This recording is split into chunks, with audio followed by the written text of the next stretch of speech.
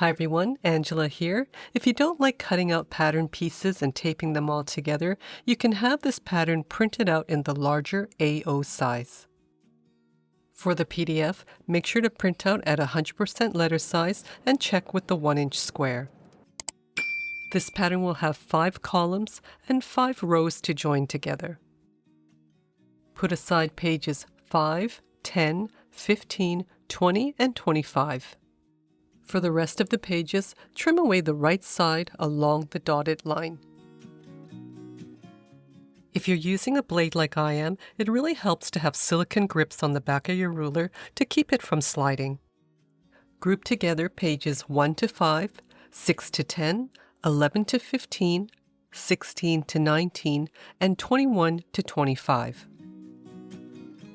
Tape the first row together, overlapping the right side onto the left side along the dotted line, making sure that the alignment markers match up, forming a triangle or a square.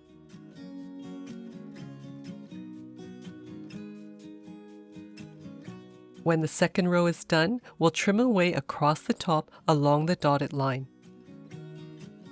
Overlap the second row on top of the first row along the dotted lines. Make sure the edges of the pattern pieces match up to form straight lines. Tape one pattern piece together at a time, and if you notice that the other pieces don't quite line up, you can gently pull it over until it does. There'll just be a small pleat on the paper between the pattern pieces that'll just get cut away.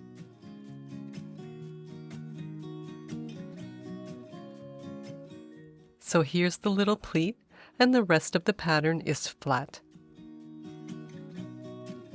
For the next row, you'll notice there's a complete pattern piece below the dotted line, and the same over here. It's really just this little end that needs to be taped together for this pattern piece, so you don't need to tape right across.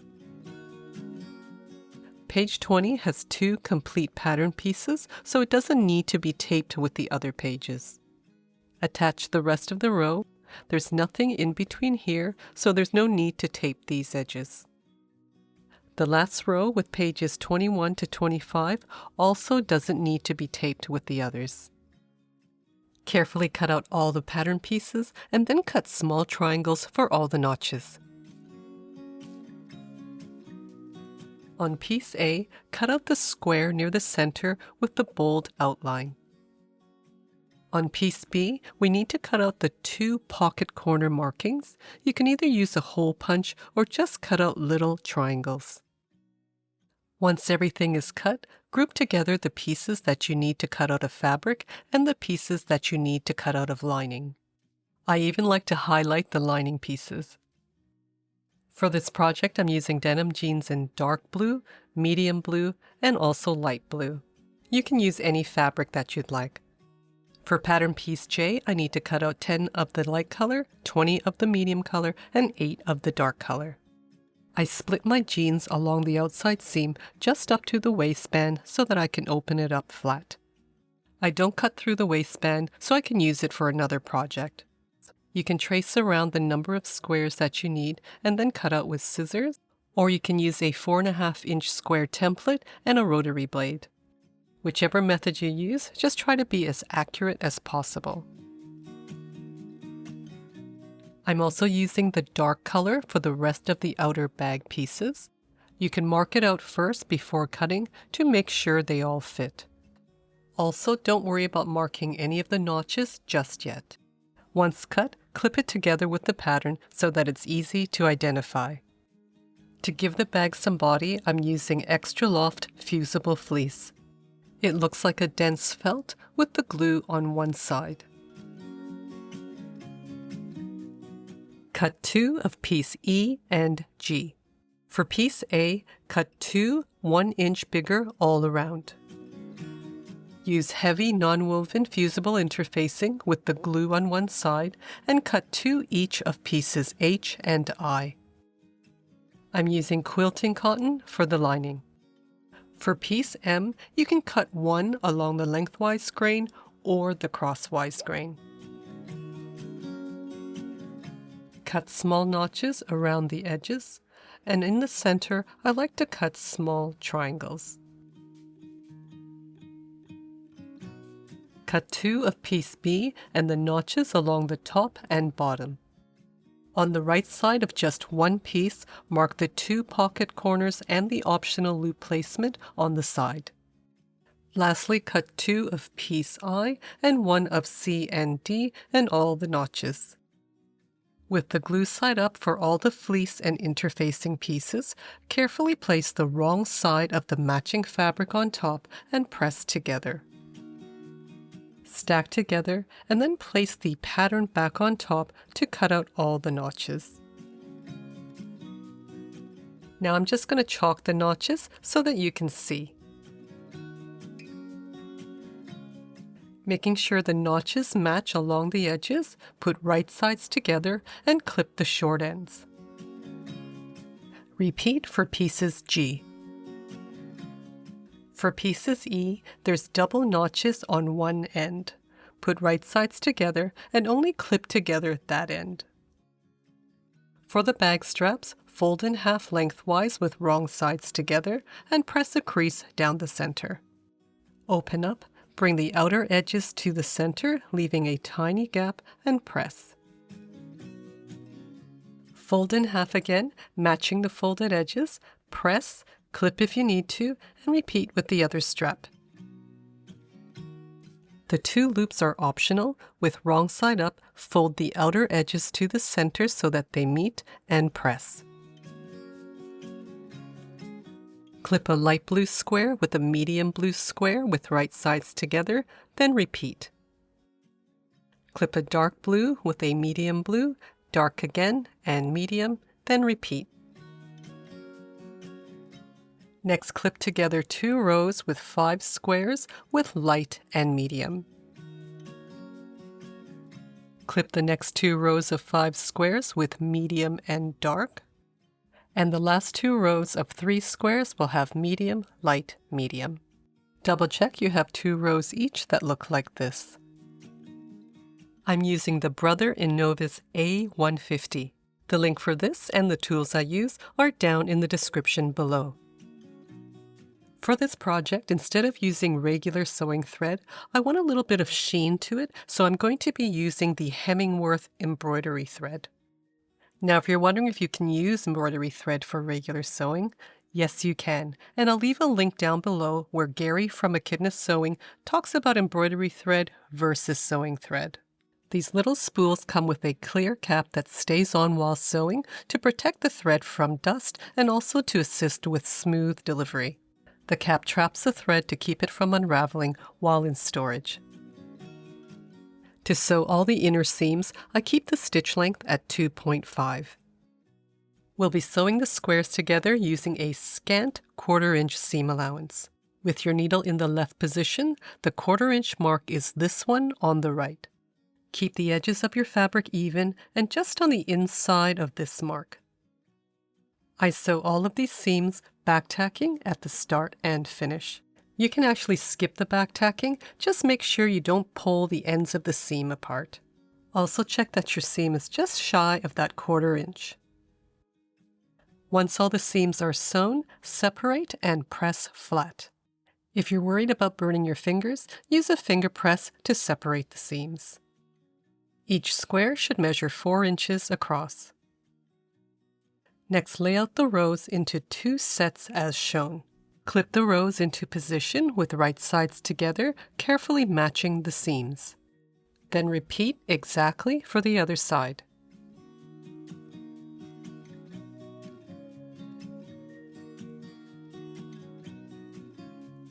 Stitch all the rows together again with a scant 1/4 inch seam. Use an awl to keep your fabric in place, and if you push down on the seams, you can get really close to the needle so that the seams don't shift.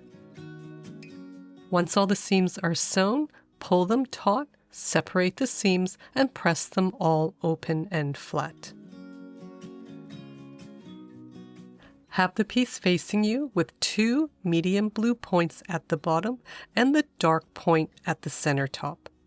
Place pattern piece A on top with the light blue square centered inside the cutout. Mark a line all around 1 inch from the edges. Stack on top of the other piece, matching all the edges, and cut out along the lines. With the fusible fleece, have the glue side up, place the wrong side of the patchwork on top, matching all the edges, and press together. Just don't press these corners here. Repeat with the other piece. I'm setting the machine for a zigzag stitch with a maximum width of 7 and a stitch length of 3. Zigzag on top of all the seams, and you can also just stitch in the ditch or top stitch on either side. Line up the seams with the center mark on the foot.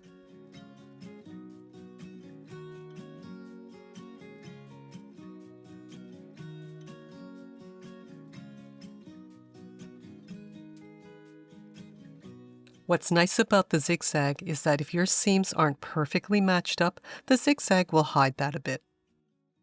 With the right sides up, center the loops between the presser foot and zigzag the entire length. You can also just edge stitch each side, but the zigzag will enclose the raw edges underneath. When done, switch back to a straight stitch. Place pattern A on top again with the light blue underneath the cutout and the grid lines matching up with your seams. Carefully trace all around and mark the notches. This notch up here is for one of the loops and only needs to be marked on one side. I'm just going to chalk again on the darker fabric so that you can see. Starting from the top of the bag, have the chalk line lined up with the center mark on the presser foot so that you'll stitch just on the inside of the line. Stop about an inch before you get to the notch for the loop. Fold the loop in half with wrong sides together and center the edges on the mark. Slowly stitch over it, making sure it doesn't shift, and continue stitching all around. Repeat for the other piece. Trim both pieces right on the lines, cut out the curved corners and the small notches.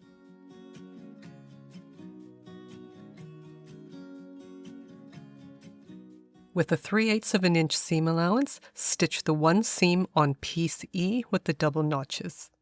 The mark for 3/8 of an inch is here on the right side of the foot. Back tack at the start and finish. Using the same seam allowance, stitch both seams on pieces G and H. Again, back tack at the start and finish. Then press open all the seams. With right sides together, match the bottom notch on one of the quilted pieces with the bottom seam. Clip all around, matching the edges and the notches. Then repeat on the other side.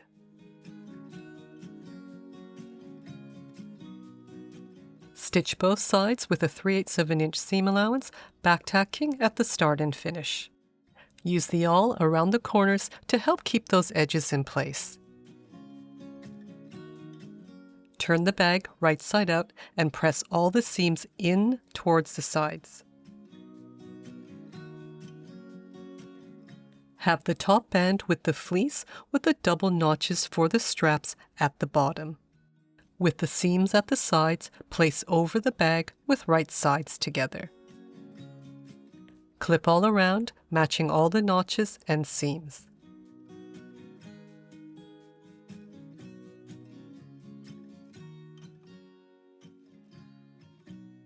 Stitch all around with a 3/8 of an inch seam allowance. There's no need to back tack, just overlap the stitching about an inch at the end. To remove some of the bulk, carefully trim away the seam allowance from the top band like this.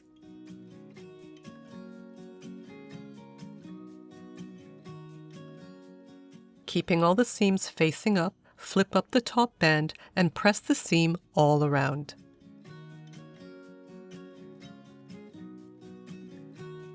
Increase the stitch length to 3.5. Next, we want to edge stitch both sides of the straps. For an 1/8 of an inch edge stitch, you can line up the edges with this mark here. But the presser foot will be on an angle and it won't be very stable. Instead, it's better to move your strap over and line up the edges with the right side of the presser foot and move your needle position all the way to the right. You can also place an edge guide right beside the foot. This will help keep your stitching straight and even. Have the side with the 2 folds at the top, then position the ends of the strap between the 2 notches on the top band, clip in place, and repeat on the other side. Stitch all 4 ends in place 1/4 inch from the edge. To attach the facing, have the edge with the double notches at the top. With right sides together, put around the bag, match the notches and the side seams, and clip all around. Stitch all around again with a 3/8 inch seam allowance. Trim the seam allowance from the side seams from both the top band and the facing. Keeping all of the seam allowances facing up, flip up the facing and press all around the seam. Fold the seam so that it's right in the center and clip all around. This is the side without the loop. Start the top stitching from this side seam.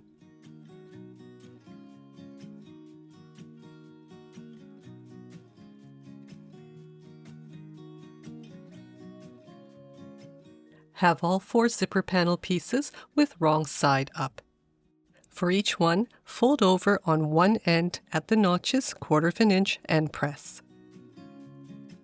I have an 18-inch size 4.5 zipper with an extra long zipper pull.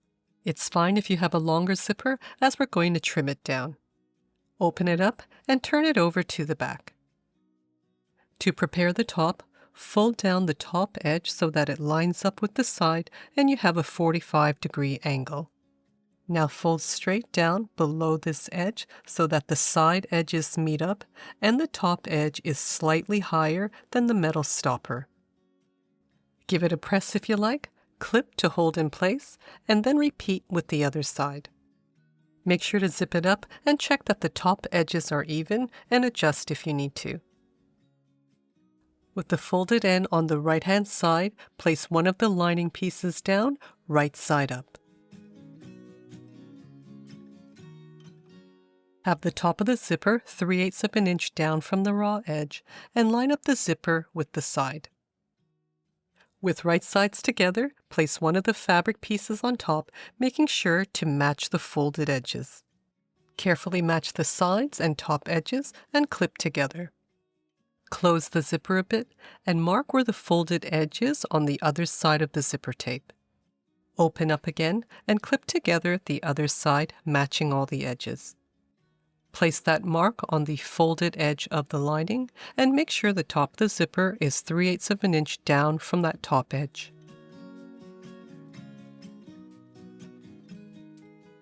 Sew this all together with a standard presser foot. Have the left side of the foot right against the zipper teeth. Starting at the folded edges, back tack and stitch until you're 1/4 inch from the edge, which will be just past the top of the zipper.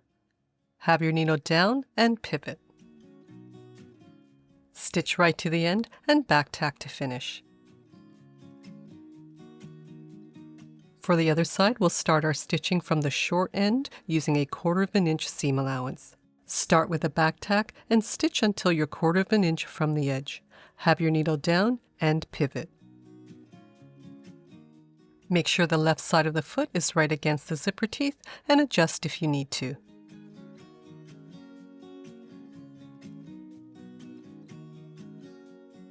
Trim both corners, being careful not to cut any of the stitching. Turn the panels right side out and use a point turner or a knitting needle to push out the corners. Match the side and bottom edges and clip together. Push in the seam allowances so they don't show. Check that the top of the panels are even, then give the seams along the zipper teeth a press on both sides. Stitch close to the side edges to hold in place first. Now for both panels, use the left side of the presser foot as a guide to top stitch the other 3 sides.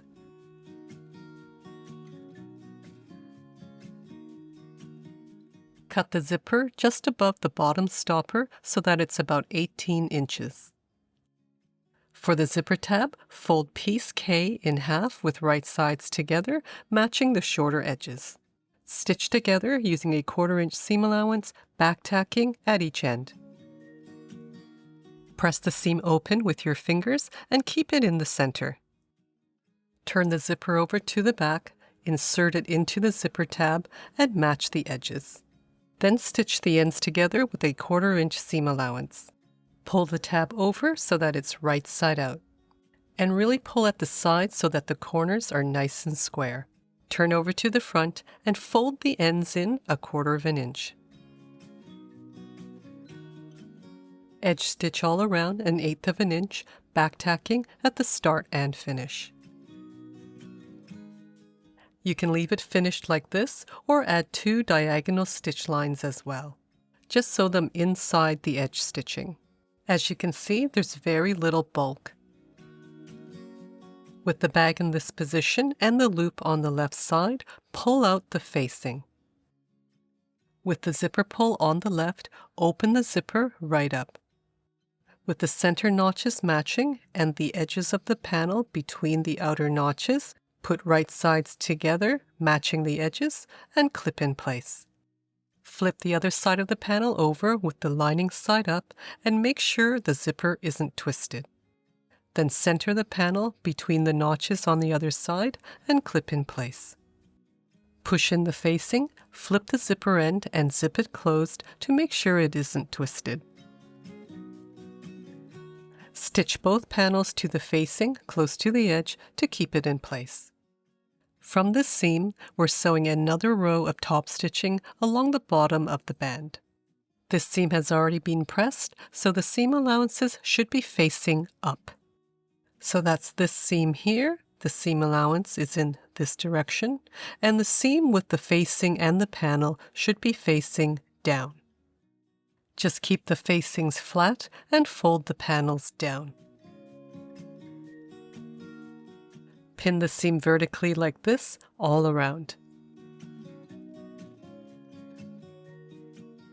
I forgot to mention earlier to remove the flatbed attachment so that the bag can move freely under the free arm. Again, this side has no loop and we'll start the top stitching from this seam. Position the bag so that the seam is in line with the left side of the presser foot. Stitch all around, back tacking at the start and finish. Have the large inner pocket piece C with the wrong side up. It has 2 notches on each side at the top. Fold down straight across at the first notch and press. Fold again on the second notch and press.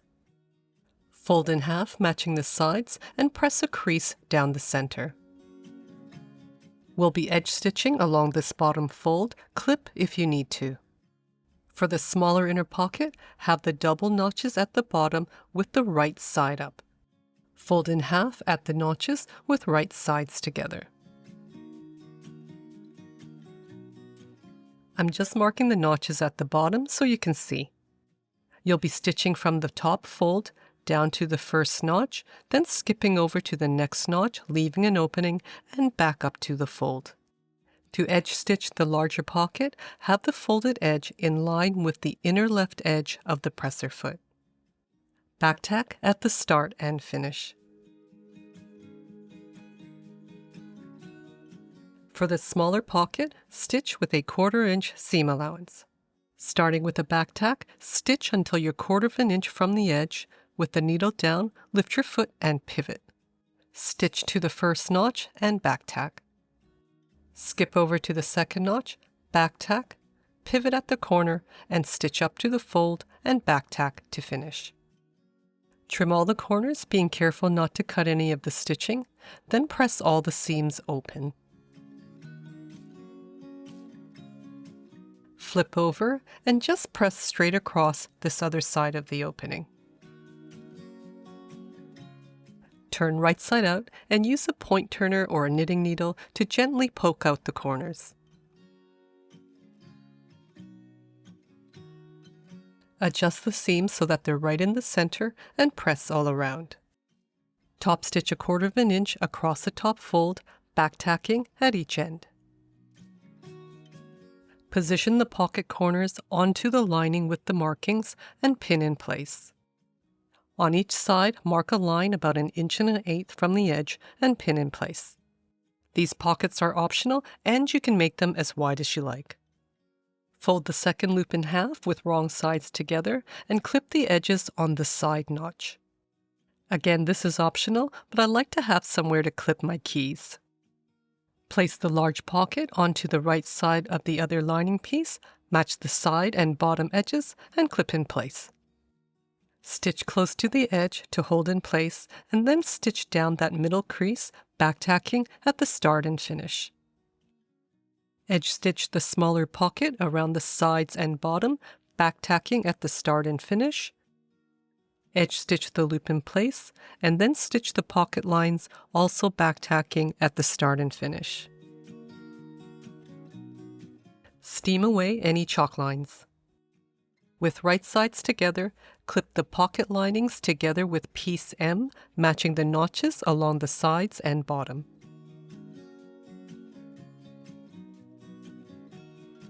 On this side with the pen pocket, we need to leave an opening either on the bottom or along the side. I wouldn't leave it on the side where the loop is. I'll leave the opening on the bottom, and it should be as wide as your hand or about 6 inches. I'll just double up the clip so that I'll know where to stop and start the stitching. Stitch both seams with a 3/8 inch seam allowance, back tacking at the start and finish, and at the double notches for the opening. Press the side seams open about halfway down and the seam allowances at the opening. You can customize the pockets by making them the same on both sides or divide them up however you like to suit your needs.